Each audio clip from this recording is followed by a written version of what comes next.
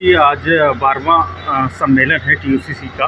तो इसमें राज्यों से जो इसके पदाधिकारी हैं वो पहुँचे हैं, कन्नौज में पहुँचे हैं, आपके कन्नौज में। तो हमारे साथ आज चेन्नई से आए हुए एक पदाधिकारी हैं, उनसे हम बात करेंगे, उनसे जानेंगे कि how do you feel coming after two Kannauj today? Yes, Anuj, very nice, very good.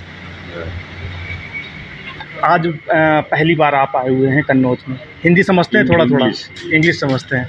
तो इंग्लिश में what will your organisation do next of the workers? Next part क्या आया यूनियन का, आपके क्या कर रहे हैं आगे? वो हमारा टीयूसीसी का यूनियन का नेता है, वो comrade SP Tiwari ji, all India general secretary है। फिर ये यूनियन का organising and unorganising sector people union है। In Tamil Nadu lot of transport workers है एंड गवर्नमेंट सीमेंट फैक्ट्री, बड़ा फैक्ट्री उधर है। वो फैक्ट्री में लॉट ऑफ यूनियन है। तमिलनाडु से एडीएमके पार्टी का यूनियन है, डीएमके पार्टी का यूनियन है, कम्युनिस्ट पार्टी का यूनियन है। बट वो तमिलनाडु गवर्नमेंट सीमेंट फैक्ट्री का रिकॉग्नाइज्ड यूनियन टीयूसीसी है। टीयूसीसी एक ही है, वो रिकॉग्नाइज्ड यूनियन है। वो बहुत बड़ा मेंबरशिप है टीयूसीसी में। कितने मैं टीयूसीसी में लास्ट 17 ईयर्स में मैं टीयूसीसी में काम करते हैं। 17 ईयर्स, लास्ट 17 ईयर्स में तमिलनाडु से टीयूसीसी में काम करते हैं। वो उधर तमिलनाडु वर्कर कोई भी मालूम नहीं है।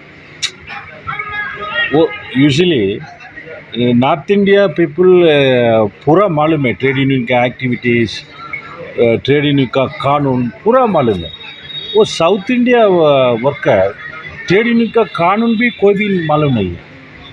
वो बहुत मेन प्रॉब्लम है उधर से।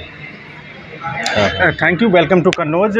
हमारे साथ एक सदस्य और हैं, आप सर अपना परिचय दें थोड़ा। मैं टीयूसीसी का राष्ट्रीय महामंत्री एसपी तिवारी। जो संगठन है आपका ट्रेड यूनियन, कितने प्रदेशों में अभी इंडिया के पहुंच चुका है?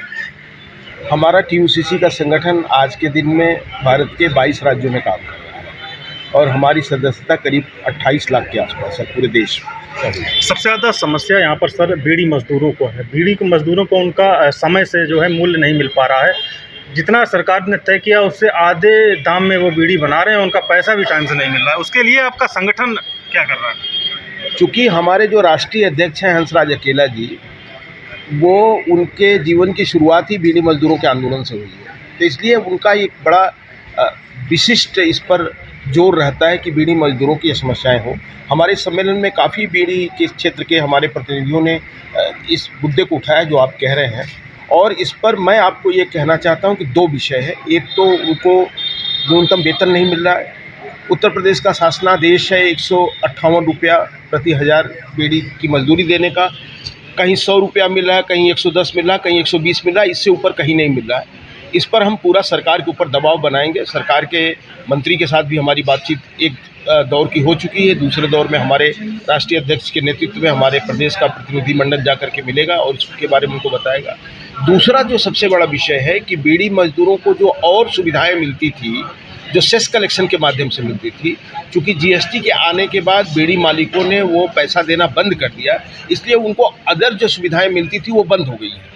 तो भारत सरकार से हम इस मामले को उठाएंगे। ये जो प्रवासी मजदूर हैं आपके उत्तर प्रदेश से लेकर तमिलनाडु, चेन्नई में जगह जगह के लोग आते हैं जाते हैं, प्रवासी मजदूर जिन्हें बोलते हैं, उनके जब यहाँ रहकर काम करते हैं अपनी फैमिली के साथ, उनके बच्चे शिक्षित नहीं हो पा रहे हैं, पढ़ने नहीं जा पा रहे हैं, उस पर क्या कर रही है आपका? देखिए, इसके लिए हमारा संगठन और मैं स्वयं इसके लिए बहुत प्रयास करता हूँ कि जो प्रवासी भारतीय मजदूर हैं जो दूसरे राज्यों से उत्तर प्रदेश में आते हैं, उत्तर प्रदेश से जो दिल्ली में जाते हैं, अन्य चेन्नई जाते हैं, अन्य राज्यों में जाते हैं, उनकी एक बड़ी समस्या है।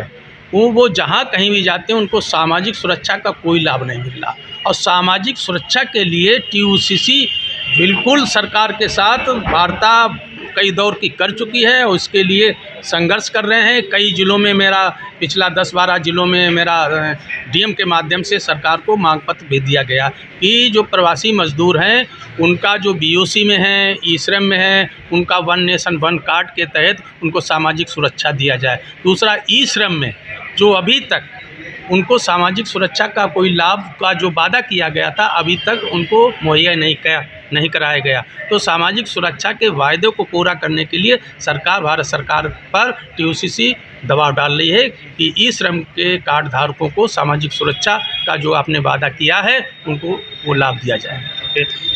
कुछ सदस्य और हमारे साथ हैं, कुछ लोग मुंबई से भी चलकर आए हैं। आज के कार्यक्रम का मुख्य उद्देश्य क्या रहा सर? हमारे लोगों का इस कार्यक्रम का मूल उद्देश्य तो यह है कि जो कामगार हैं, जो मज़दूर हैं, जो कर्मचारी हैं, जो श्रमिक हैं, ये 4 कैटेगरी में ये सारी चीज़ें व्यवस्था आती है। इस व्यवस्था के अंतर्गत मज़दूर जो होता है, जो अभी बीड़ी कामगार मज़दूर कहलाता है, बीड़ी कामगारों को उनके जो किमान वेतन या तो मिनिमम वेजेस जीवन जीने के लिए जो चीज़ें चाहिए उसके लिए हम सरकार तक के और मालिक लोग जो होते हैं वो जिस प्रकार से जब काम करते हैं, जैसे ठेकेदारी को आजकल देने का काम कर रहा है कि हम लोगों को इतना ही प्रोडक्शन चाहिए और मालिक अलग बैठ जाता है, तो वो जो कंट्रैक्टदार जो होता है वो उसकी कोई समस्या को नहीं समझ पाता। तो हम लोग चाहते हैं कि वो कंट्रैक्टदार जो काम ले रहा है उसको के पास में वो सारी चीज़ें रजिस्टर्ड होनी चाहिए ताकि उनको मिनिमम वेजेस भी मिलना चाहिए। साथ ही स्वास्थ्य संबंधी, क्योंकि जो काम वो लोग कर रहा है ये बहुत ही स्वास्थ्य के ऊपर विपरीत परिणाम करने वाली चीज़ है। उसमें सरकार अगर ध्यान नहीं दी तो लोगों के लिए तो पेट भरने के लिए हम लोग काम तो जरूर कर रहे हैं पर अपने ही स्वास्थ्य को ख़राब कर रहे हैं। तो उनको स्वास्थ्य सुविधा के अंतर्गत जो भारत सरकार से ESI बोर्ड बना हुआ है वो तो वाकई ही मज़दूरों को, कामगारों के लिए बना हुआ है। उस सुविधा से अगर वो वंचित रह जाते तो बहुत बड़ी इस देश की मजदूर हानि है, ऐसा हम लोग समझते हैं। उसका संदेश हम देश को देना चाहते हैं। हाँ सर, क्या कहना चाहिए? मैं इंदर सिंह जी, उत्तराखंड देहरादून से आया हूँ। मैं संगठित क्षेत्र में कार्य करता हूँ। मैं ऑनर्स फैक्ट्री जो हमारे रक्षा मंत्रालय के अधीन है उसमें कार्य करता हूँ। सरकार ने 21 अक्टूबर 2021 को ऑनर्स फैक्ट्री का निगमीकरण कर दिया गया है। जो संगठित क्षेत्र के मजदूर हैं उनका भविष्य भी अधर में डाल दिया गया है। जैसे अनुकंपा के आधार पर नियुक्ति होती थी उस पर रोक लगा दी गई। किसी कर्मचारी की डेथ हो जाती थी तो उसके बच्चे को नौकरी मिल जाया करती थी, उस पर प्रतिबंध लगा दिया गया। उस परिवार की स्थिति ऐसी होती है कि 2 टाइम का खाना भी उसे जुटाना मुश्किल हो जाता है क्योंकि पेंशन भी 6 महीने बाद उसकी लगती है। तो असंगठित क्षेत्र में भी जो संगठित क्षेत्र है, असंगठित क्षेत्र है, दोनों में मजदूरों की समस्या एक समान हो चुकी है क्योंकि 41 ऑनर्स फैक्ट्री देश की सारे युद्ध जो 1965, 1971, कारगिल युद्ध 1999 में जो हुआ, सारे जितने भी हथियार मुहैया कराती थी ऑनर्स फैक्ट्री ही कराया करती थी। क्योंकि 1999 में जब युद्ध हुआ था, जो हमने प्राइवेटाइजेशन को हमने ऑर्डर दिया था, युद्ध खत्म होने के 6 महीने बाद उन्होंने हथियार की सप्लाई की थी।